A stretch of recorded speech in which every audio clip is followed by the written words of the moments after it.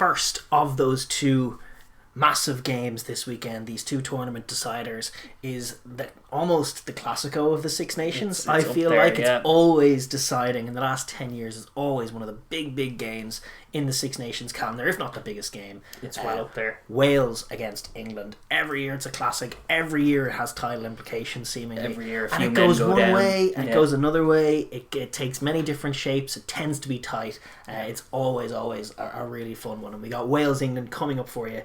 Well, we don't have it coming up, but it is coming up for all of us this Saturday, February 27th. It's going to be 4:45 GMT is local time, obviously, as well, in the Principality Stadium in Cardiff, refereed by Pascal Gozer. Mm-hmm.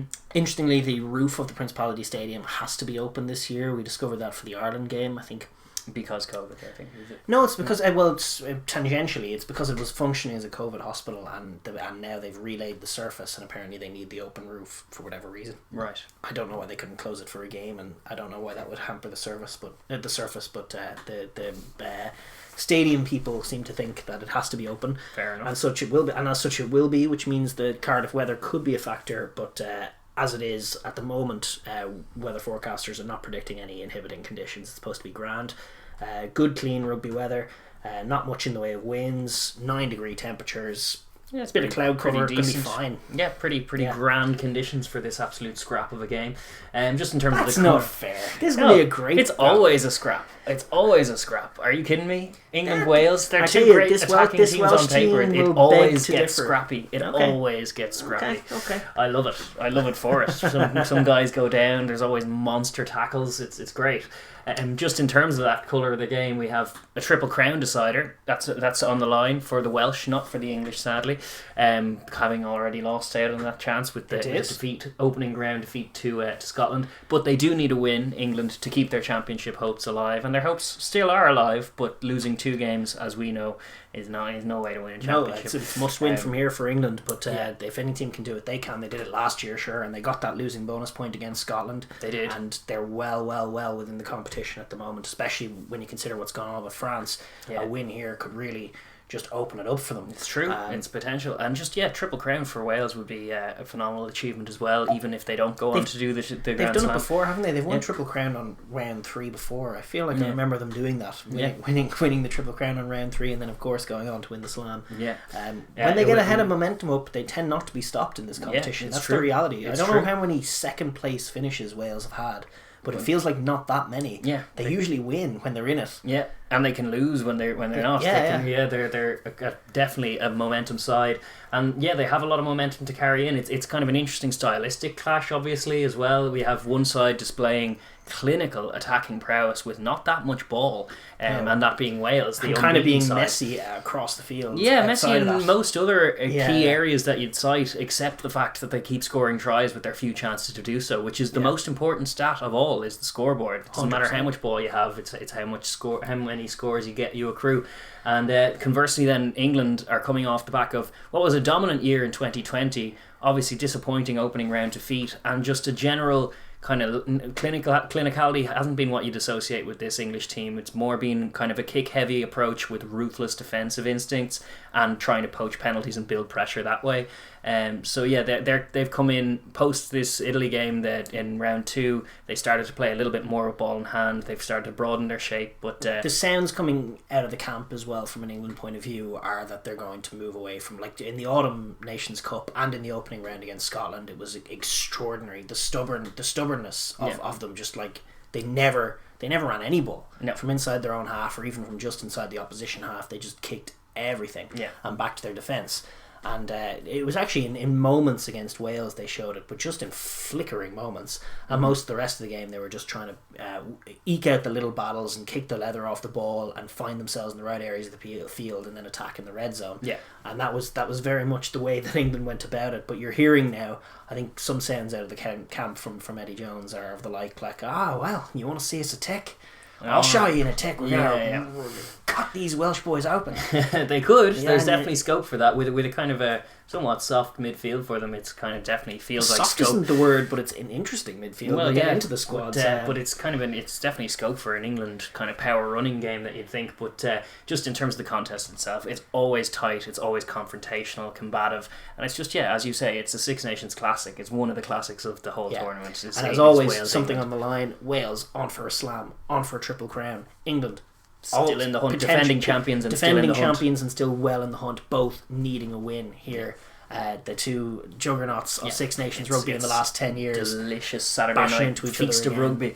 And I suppose we will pivot into squads. We had a few updates on the squads. Wales had generally good news this week as opposed to some of the more general bad news they were getting in recent weeks re-injuries. Yes. There were a fair few experienced heads who returned to training this week following injury. Jonathan Davies, Johnny Williams, George North, Josh Navidi and Hallam Amos all took to the field in training this week, which is very good news. There are definitely some big decisions about like who's their best number 15, who's their best 10. These are the kind of problems that are put to Wales right now, is actually who's their best team as opposed to who's available. Yeah, totally. It's definitely better to have these guys back, and then the guys that were in there were winning. It creates an interesting dynamic. I think Wales Online had reported they tend to be reliable on these matters, on all matters Welsh, and they seem to think that the team is going to be just one change up front in the pack, with Josh Navidi coming in for Wainwright, and then the back line, interestingly, Gareth Davis to go for Hardy, which makes all the sense in the world. Hardy has improved the game when he came on the last time out, and Gareth Davis just hasn't been quick enough or sharp enough compared to his usual self, and he's they've been suffering a little bit when he's been on the pitch for their sharp offense. It's been good, but not as good as with the other scrum halves, because they've been that little bit quicker. Yeah, it's true. So Hardy coming in makes all the sense in the world. And then interestingly, apparently they're to go with Jonathan Davis at 12 and George North at 13. Which, if it is true, he'll be set to make his 100th cap. George North. Well, I'd suspect he'll be making his 100th cap, by the way, age 28. Incredibly. Wow, he's been. It feels like he's been here forever, and yet he's so young. Made his debut in 2010, which would have made him, I guess, 17 or 18. Yeah, I remember that he did break. He was kind of similar to James O'Connor for Australia. He broke on scene very, very young, and therefore has had a long and distinguished career that ain't over yet. That's a curious centre partnership for them as well. It'd be interesting to see how they go.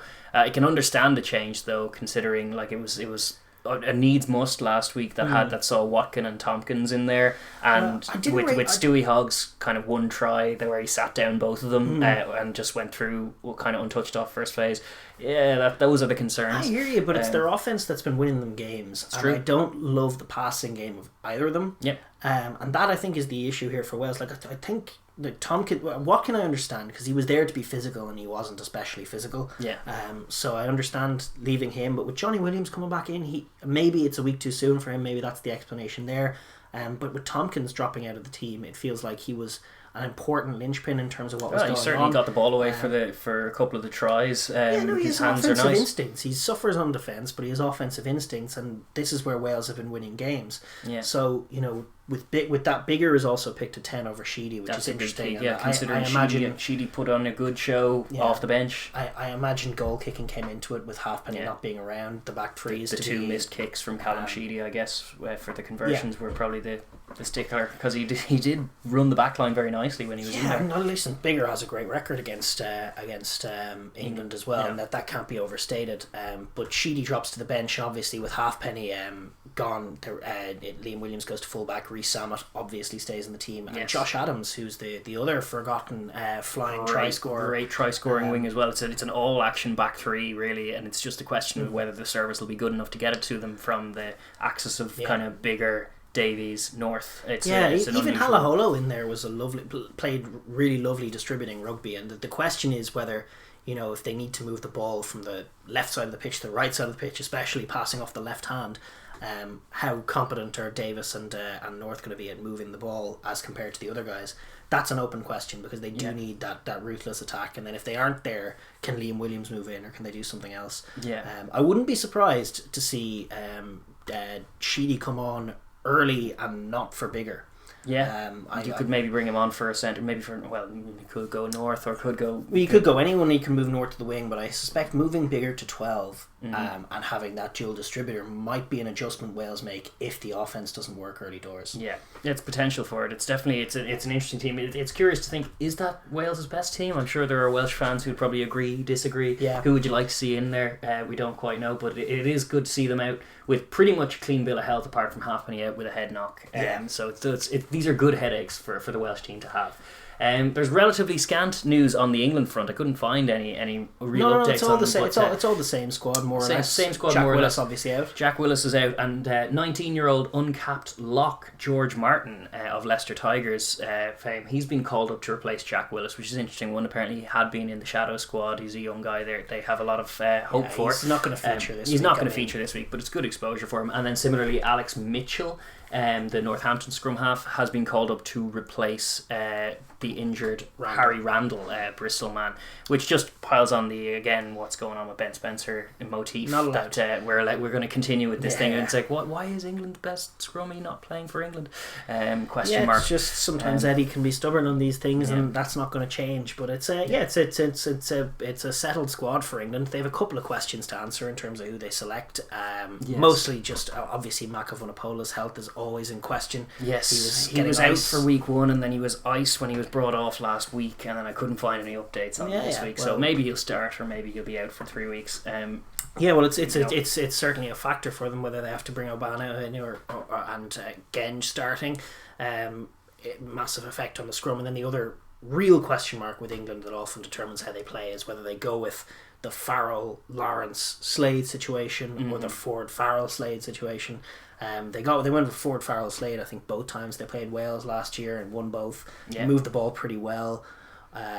I'm wrong about that actually. Tuilagi played the first game in the Six Nations, but he didn't play the Autumn Nations Cup game where it was Ford, Farrell, Slade. In both they managed to move the ball well at times. It involves bringing the forwards in a bit more if they do go with the Ford, Farrell, Slade, because they don't have a hit up man in the midfield and they have to move the pack around in that way to add balance. But it does bring guys like Anthony Watson and even Elliot Daly, but also Johnny May into the game a little bit more because they are a little bit wide, a little bit quicker. And we saw last week with that access against Italy, they scored 6 nice tries and 3 of them were the wingers, so that's kind of a positive to mine from it's as well. It's worth mentioning though that at times in that game, especially in the first half when Italy were competitive, it was sluggish and it wasn't quite working. No, it wasn't. It looked like a team that was kind of out of practice with it though as well, considering the showing they put in at the tail end of the game in Scotland, or a game against Scotland where they desperately needed to win, and then the passing, you were looking at it going like, geez, these guys who are traditionally great at passing, we've seen them be brilliant passers of the ball,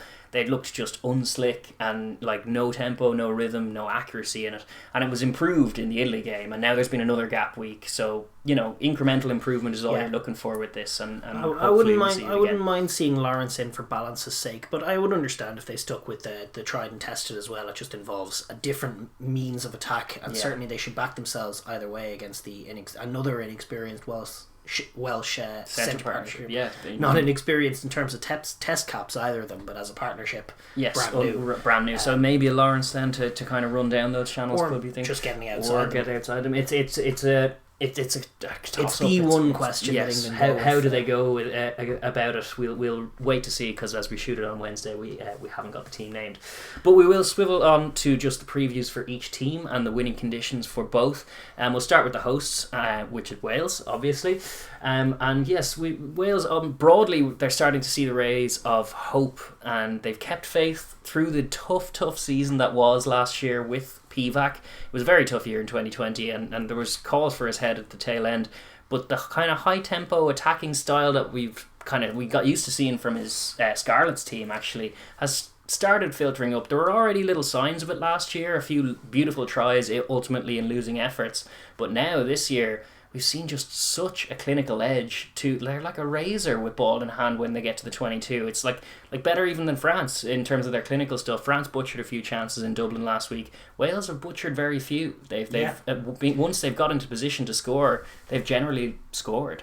And even the back three of finishers out there is it's arguably better than in the last 2 weeks. If you got Josh Adams coming back on the left wing, Liam Williams in at fullback, it's a sensational combination. They're absolutely lethal out there, and if they can get outside England, they are going to have opportunities to score, and they've got the talent to do it. I think on both wings, Josh Adams and Rees-Zammit could arguably be in the top two, in the mix for the top wingers in the competition. Obviously, stiff competition with. That's true. Well, I saw Johnny May was backing Rees-Zammit, his club compatriot, to be a superstar in the making. That's kind of an interesting dynamic as well. The two Gloucester wingers going head to head against each other. I back the guy with the ball. Whoever is carrying the ball has the advantage over the guy trying to tackle him. It's a fun matchup, isn't it? Because Rees-Zammit obviously playing out on the right and May on the left. That's a fun dynamic. It's the other areas around the field. It's generating the offensive opportunities that is really the key here for Wales. I mean, they gave up a lot of ball against Scotland. They were very, very poor in the kicking game. The exit game was lacking. It was box kicks off the base, which is what's England's bread and butter. Indeed. Well, against England, they need to work. If they're going to pick Dan Biggar, they need to start using his boot for exiting a bit more often, because it's a useful asset. And against this English team, like you've seen, that the more prudent way to go is to kick it long and then hope for a return kick, or just come up in a line and expect a few phases later they probably will kick it to you if you shut down any kind of kick return. Whereas what they want to do, like I'd expect if England win the toss and kick off, they'll probably kick to the corner and try and pin them back. And if they're trying to trust a young Kieran Hardy to exit, like it doesn't matter who they pick at scrum half. All of them are tempo-based passing scrum halves. None of them are kicking scrum halves, and as such, their box kicking can be pretty average. And by average, I mean the Kiwi definition of average, where it's rubbish. So putting them in there to box kick is just playing into England's hands. You'd like to see them exit a bit more through kicking, but just in terms of the positivity, I was making that point on things. Like the positives from the last few weeks is that, like, even the one last week, they scored 4 tries despite only 5% of the game taking place in Scotland's 22. Phenomenal stats. That's the positive is great clinical attack, and that's without question. The negative is, as you're saying, only 5% of the game took place in Scotland's 22. Why? They didn't win the kicking game. They weren't perfectly disciplined at times. They lost all the micro exchanges. Their forward pack was losing battles. These things have to be rectified. They do. One thing that I would, in terms of the slow incremental improvement, all of those things were also true against Ireland the week before.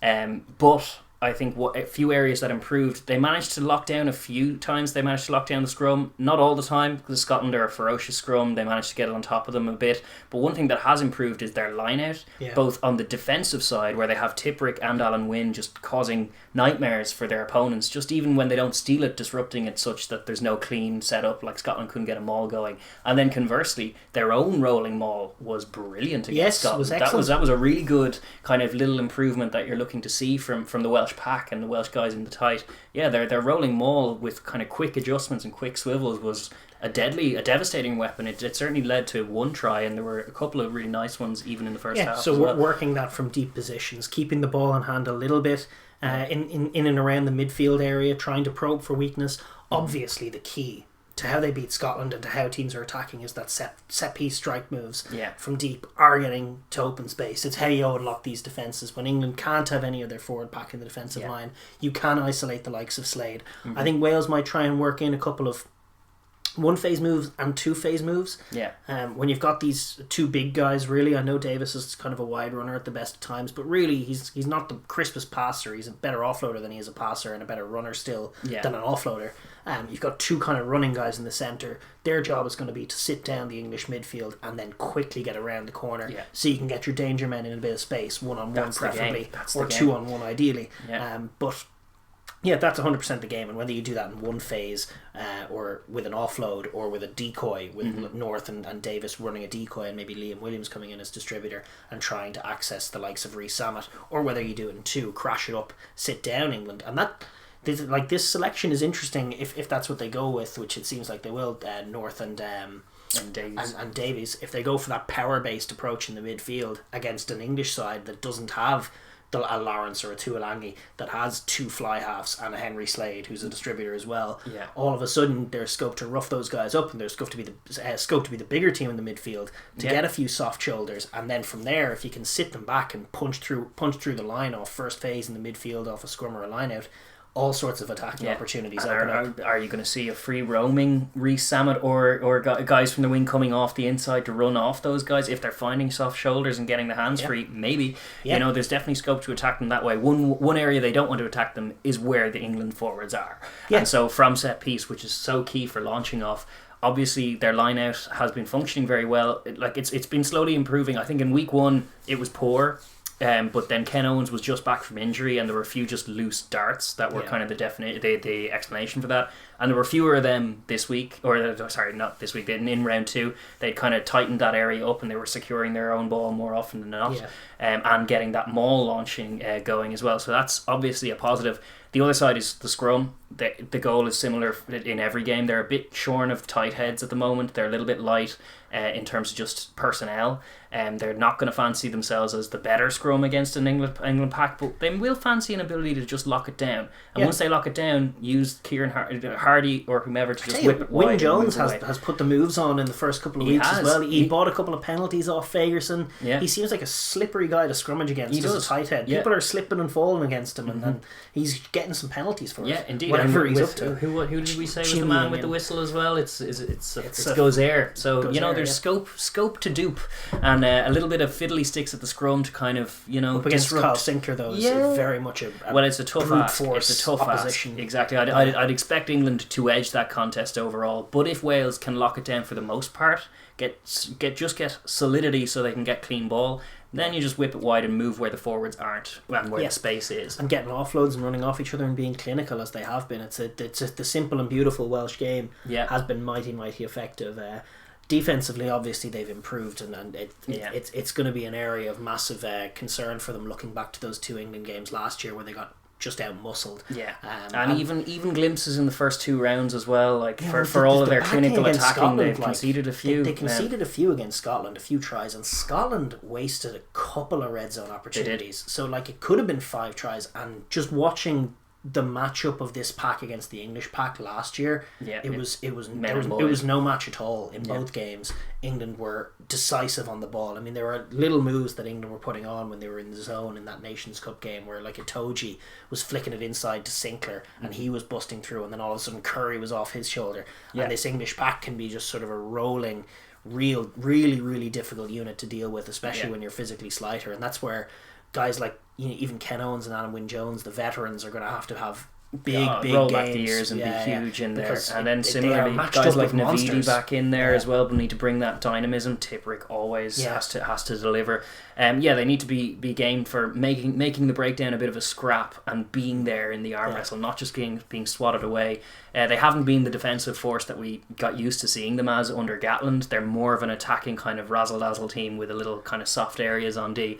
But they have, even in recent weeks, they've kind of rediscovered little bits of how to add that little bit of niggle to the breakdown, how to add a little bit of line speed. They've had turnovers. They've had good turnovers, exactly. So it's good to see them kind of rediscovering that aspect of their game, and they'll need that and more against an England pack that is probably mightier than them player for player. So it'll involve making it a scrap. But just in terms of that, in the last decade, just the narrative of these games, when Wales have beaten England in the last few years, it's tended to look like a pretty slow, sluggish game that they've been just losing in terms of those tight exchanges, but crucially being within a score and then grabbing that score and stealing it away from England. I think it's about... They could do that. They could, absolutely. It also could be like last year was 33-30. That's true. Could look similar to that. In an optimistic sense, but in terms of defending England, it is about sort of prioritising those first few phases. Obviously, you want to be kicking it deeper, as you said. You want to be using Bigger's boot. You want to be getting a lot of space between your try line and the English offence and making them attack from deep. And from there, they're dangerous. But if they number up as they have been and defend with composure, which I think is the one word that you use to describe, for example, that last defensive set where Scotland were trying to break them down and break them down. They did end up getting a couple of holes, but at no point did Wales lose their composure. No, and I think that's true throughout this whole tournament. I think even they've been broken a few times, but they haven't been like completely uncomposed. No, they're always still thinking, and they're always still trying to make plays. Night and day compared to what we saw in the Nations Cup last year, where we were highlighting a few bizarre plays where the defensive line was way out of alignment and there was a massive hole that should never have been there on a few occasions. those little creases seem to have been ironed out slowly but surely. And that's so the you're key. seeing improvement in a lot of areas for Wales, but what we have seen as well is just they've been outmatched in most areas in the game apart from the scoring. Can they now kind of rally and keep they may that need going? it because England may put an emphasis on clinicality themselves and just be clinical, and then Wales will have to go toe to toe with that, and that's just a serious matchup for them. Defensively it's a mighty task against a mighty pack and a mighty team, and it's going to require some great plays. I think the matchup between Alan Wynne-Jones and Itoje is always box office. Yes, it is. Alan Wynne-Jones, as the veteran, has had a couple of good days against Itoje. But Itoje is Alan Wynne-Jones kind of getting on, and Itoje is not even yet. It's a scary thought. Hasn't even yet reached his prime, but he just seems to be getting better and better. And that's like a kind of an area like we talked about, that decisive attacking maul. Itoje is the maul spoiler. He is, and he'll need to be on his game for it. But but from a Welsh point of view, like they're going to have to get that right. Even Hardy's going to have to be watching. Like, Itoje has to be watched for 80 minutes. Otherwise, he's going to spoil your attacking ball and ruin your particularly in the last quarter. Particularly in the last quarter, he comes alive. Like he's already devastating for the whole game, and then he just seems to go up a few runs. What tends to happen is that the man who's marking him, or the men who are marking him, lose a bit of energy, and he just doesn't, and he's still there making plays the whole time. And it's like, if you don't watch me, I'm going to just come through your maul and take the ball and bye. Try maybe just get an offload. He's a sensation. He's a monster. So is vital to Welsh chances. Absolutely. But the equation for them is pretty simple. Stay as clinical as you are. Take your chances. Attack wide, attack fast, attack kind of clean, but also just keep those incremental improvements in all areas, including defence. We've seen incremental improvements from them. They need to build on them, keep them going, and they're still the home team. They're still in Cardiff. It's they're still on for the Grand Slam and Triple Crown. Pull out that little nousy play that makes teams give away red cards against you. You could if Tilt Sinclair is a good one. Tilt Sinclair, wouldn't it be hilarious if this was the game where Sinclair snapped and punched someone in the head? Wynne-Jones causing him to slip. Wynne-Jones been the MVP for Wales this year. He's been brilliant. Himself and Rees-Zammit. Yes, and Tipperick has been pretty good as well. Quietly doing all the amazing things he always does. But I suppose that we will swivel on from Wales and discuss England and their winning conditions, because there's definitely a picture that goes, England win this game. We don't even have to look that far in the past to see examples of it. Just the last time they played. Indeed, so it is a tough test for a side that they're struggling to rediscover their spark with ball in hand and keep their tournament hopes alive as well. So that's obviously a balancing act, like we were saying with Ireland. Like, you can't just be focusing on the attack. They need to win the game first and foremost as well. Against Italy, we did see them score those 6 nice tries, and half of them coming for the wingers is much improved on week 1's showing, where, as you were saying, they were just kicked everything away, and then Anthony Watson only touched the ball maybe twice and got subbed off at 60 minutes. Compare that to scoring a brace of tries the week after. Just shows night and day in terms of their approach, as well as their quality of performance. What's a big question is just, did we learn anything from the Italy game? It's always a caveat you attach to any of those performances, that like we know it from an Ireland point of view. They'll run a load of these shapes against Italy that you'll never see against the top teams anyway. Will this be the same story? Are they going to continue with that approach where they keep the ball in hand a little bit more, they run back a few of the long kicks, or will we see them revert to the type of kicking the leather off the ball and forcing Wales to exit everywhere except the opposition red zone? There's been an element of that, and I certainly think that there's scope for forcing Wales to exit, at least forcing Wales to prove they can exit. Because they haven't been exiting Wales thus far have frozen Biggar out of the game, despite him being their best kicking option, especially against an England team like this. They've been insistent on doing pretty speculative box kicks, and if that's been the case, like as I said before, like if England win the toss and kick off, I expect the first kickoff will be going to the corner to pin them back, to try and force the box kick out on the full, to try and get it set up an attacking line out. That's the plan. In the Six Nations last year, they did a classic England and scored within 3 minutes. Exactly right. Indeed. The set piece strike plays. But from an offensive point of view, there is a little bit more ingenuity needed, and I think you saw against Wales in the Nations Cup, despite the fact that they were kicking so much, after going behind, after Dan Biggar blocked another Slade kick because he knew you were going to kick it when you got the ball, and then they went and got a counter-attacking try.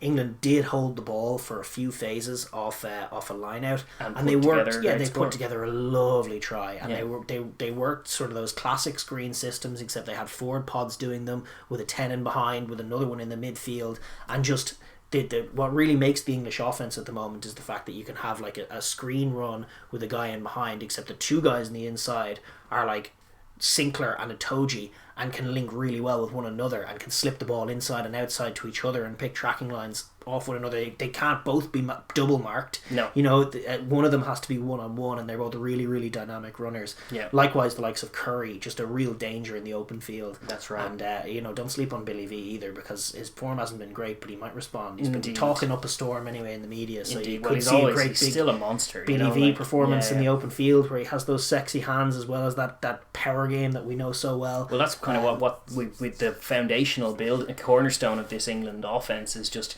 big guys with hands. Big guys with hands. Big guys who will sit you down and then get the offload away. And it's like, it's unstoppable when they run over you like that. They run beautiful tracking lines off one another. Yeah. So before the ball even gets to Farrell and Ford, there's distribution and there's subtlety as well as power running going on. Yeah. And then, you know, at times if the defence is focused on there, they'll slip it in behind. Yeah. Ford will take it, and then all of a sudden there's width to be had and lethal finishers on the wings. If they do get that picture. tight offloading game going, which we all kind of hope to see. I know England fans probably hope to see it more so than ever. It's only the Welsh fans who don't want to see it. Yeah. But like, you want to see those tight kind of offload things, and once those things start sticking and you get over the gain line that way, that's what makes sense of the Ford, Farrell, Slade axis. Because once that's there and they're sitting you down in those tight things, then it's nice to have all those distributing options to get it out very quickly to your Anthony Watsons or to your Johnny Mays, where the tries will be finished. But shy of that, if they are just kind of rudimentary shape and running into contact with no real ambition to find an offload or any of that, Wales will tackle them. They will do that if that's the way they approach the game. Wales will chop them all day in Cardiff if they won't do that. I don't think they even attack like that. The criticism that was of them wasn't really that they can't attack so much as that they just won't. They're just kicking it. But if they, like I think you saw in Wales, when they turn it on, they really do turn it on.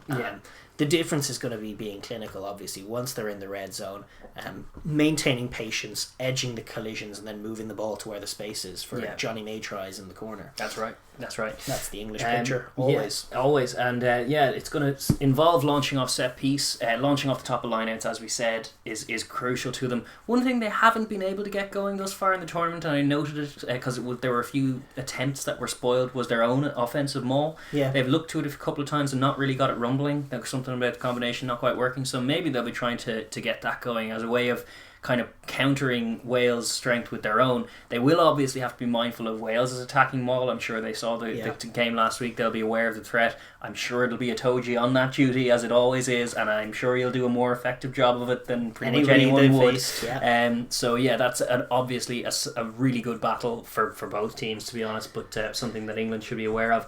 And then the scrum is the other set piece that they should be looking to get an edge on. I think regardless of whether they want to kick the ball or hold the ball, either plan of victory starts with dominating the scrum, and England have a tradition of looking to dominate the scrum, and they have an embarrassment of riches such that they've let Harry Williams, a player of his calibre, out of the squad, whereas Wales are scrambling together to find tight heads. So it's like there's a night and day difference in terms of depth and power in the scrum. On paper, it should be England's to win and England's to dominate, and I think they will be looking to target that. The early scrums will be very interesting. They will be interesting. I don't see them dominating somehow. No, I don't. I just think Wales have that wily way about them. They do, but we're talking about the England winning conditions here. And England's part of England's plan is get on top of the scrum, get on top of these boys at scrum time. Always. That is true. I do think they have a job. The big job, obviously, the big talking point going into this week has been that Welsh clinicality, that Welsh attack that's opening teams up at will, moving to the wide channels, exploiting 3-on-2s and 4-on-3s when they come. Pre-tournament, we were talking about England's defensive chops and that they only concede an average of like 6 points per game for the last year. So if you're looking at a team with such clinical stripes and clinical form as Wales at the moment versus a team with such a defensive acumen as England, they could cancel each other out, or it could just be a very interesting battle all around. It's going to be a fascinating battle, and I think in terms of how you stop them, it takes a heck of a performance off first phase. And even off some of those wide phases. You look at like the Rees-Zammit try, where Wales were moving Beard into the wide channels, functioning as a distributing lock. I think the main thing for England is keep your width. Always keep your width. The most dangerous players in that Welsh attack are the wingers. Yes. That's who they want to get it to. You can give them a soft edge inside from at times. It's not that big a problem. It also gives you scope to maybe attack the pill. But keeping the width and making sure that the option is on the inside as opposed to the outside, forcing, as tough as it is for guys to tackle George North and Jonathan Davis all day, forcing them in the inside and making the Welsh offense about those guys as opposed to the lethal wingers is the crucial piece of the puzzle. And then the other one is turnovers. I mean, Ty Byrne got a few against Wales. They are kind of suspect in that area in moments. They tend to run support lines to take passes. They're dreaming of tries a lot of the time. And teams that are like that can be caught not doing the fundamentals of minding the ball at the ruck. And that's a key area. Like, you've got such crazy good jackal men in Curry and Itoje and all these guys who can make plays in the ball. Cowan, Dickey or George, who starts at hooker, both of them have plays like that. They are a little short in the back row. Obviously Underhill, not what he pulled out I think of the squad in pre-tournament. He's not available all season, and then Willis going off injured with that Grizzly injury. They do still have Ben Earl, do they not? They do still have Ben Earl as well. So like, despite being a little light in terms of the players not available, they still have a whole host of really quality Billy players. V has jackals in him as well when he plays. As much as he's much maligned at the moment, he's still all class, and he can still produce some of those class steals. And it'll be in little dynamic moments, little playmaking moments from the English defence that they might be able to ruin Wales's near perfect offensive stats. If they can start, just making Wales not score when they enter 22. They enter 22 and then you make a defensive play, you make a big turnover, you force a knock on with a big hit. That's going to put doubts into Wales. That's going to be like, oh, this hasn't happened yet. We usually score when we're here. And it's little moments like that where I think the game will be won and lost if England can make plays. So too. I think the breakdown, the ruck battle, as is always the case with this fixture, regardless of how it goes, when it's high scoring or when it's low scoring, the rucks, particularly in Cardiff for some reason, always end up being a proper dogfight. And it will be like, for both England and for Wales, they'll need to be alive to the threats of the other, and I expect both of them to contest at breakdown time. So I think we're in for some fireworks and in for some interesting interpretations all game long as to who's getting on top as well. It'll be a big job for the ref. I actually think Wales won't be too poach heavy. I think at times Wales suffered in the games last year for being that poach heavy. I think of like those breaks in the Autumn Nations Cup where Itoje just slipped a ball inside to Sinclair, and the reason that it happened is because there were men converging on Itoje because the plan was to sort of get him and then try and attack the ball. Whereas Wales this year have been much more composed in terms of they aren't all poach anymore. They aren't all chop and poach. They're very much keep your shape, make your tackles, soak some yardage, but don't give away anything big. And choose your moments. Yeah, exactly right. And I think from their point of view, it's going to be a very different game. And likewise for the English offense, they might have scope to be a bit more patient and try and move Wales around. Indeed. When they have the ball.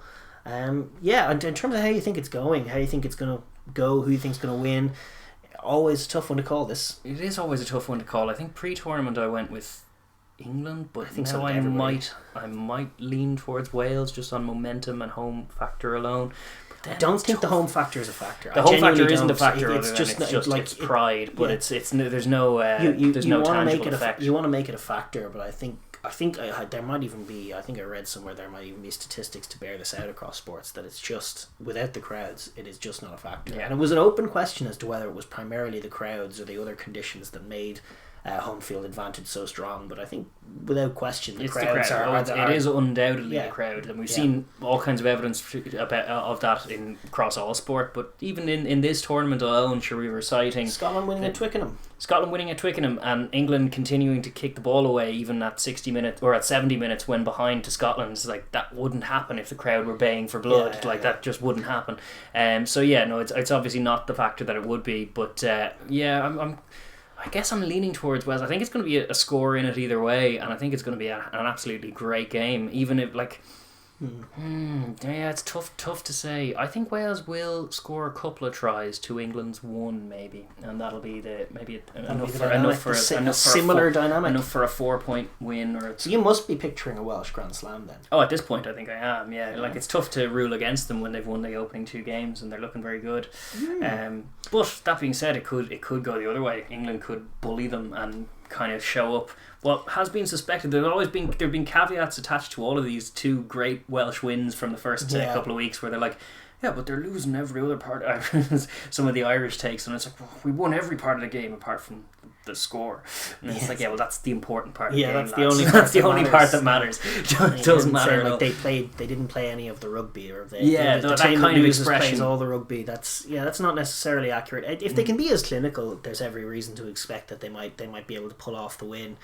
Jeez, watching back those two games from last year, it was brutally one-sided, and it's much of the same men. Yeah, I think it's going to depend on those battles in the pack. I think as good as Wales are in the open field, if England can get on top of them up front and can really start dominating the collisions on the ball, I feel like they might put an emphasis on being as clinical as Wales have been, and they might find some more tries. So where you think 2-1 Wales, I might say 3-2 England in terms of tries. Yeah, I think that's a way to go. As good as Wales have been, and maybe I'm wrong, they do it. They are in the mix, but I do think that there's a response in this England side, and they're not as bad as they've been showing. That's and the I think this could be it. Like, on the other hand, they've had meltdowns. 2018, the whole year was just an English meltdown. They didn't stop melting down until 2019 for whatever reason.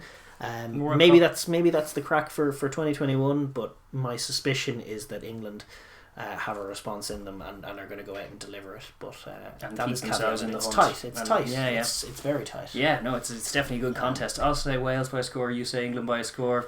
Yeah. You let us know what you think. Yeah. Who you got? One thing's for sure, we will be watching it this weekend, as I hope you will too. Indeed. All right. With that, we will move on to our next game.